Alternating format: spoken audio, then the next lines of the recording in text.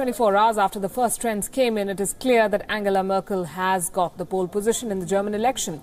But she's not celebrating. She faces the uphill task of stitching together a coalition and dealing with the far right in parliament. Here's a report.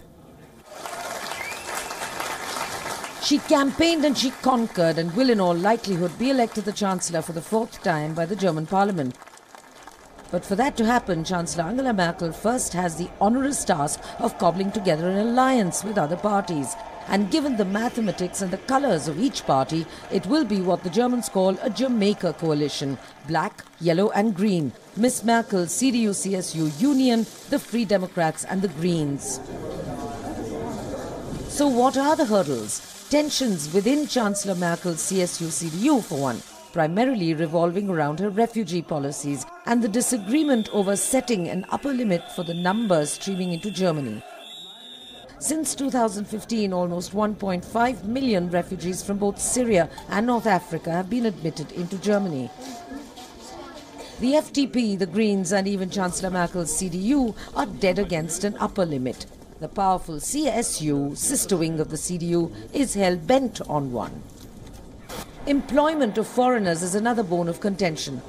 The Union wants all those who have legitimate employment. The Greens wants asylants already in the country to be converted to permanent residents, while the FDP wants to admit only qualified and hard-working foreigners. Health insurance is another. While the Greens want the rich to pay more into a public scheme that will look after poorer sections, this is something both Chancellor Merkel's CDU-CSU Union and the FDP are against. As for environment policies, they are likely to be the toughest hurdle to cross. The Greens want the closure of 20 thermal power plants and all electricity to be generated from renewable energies by 2030. Though the ruling Union and the FDP are all for staying with the Paris Accord, the Greens' demands are not acceptable to them. Then there's the old point of friction, taxation, though this particular tussle may yield compromises.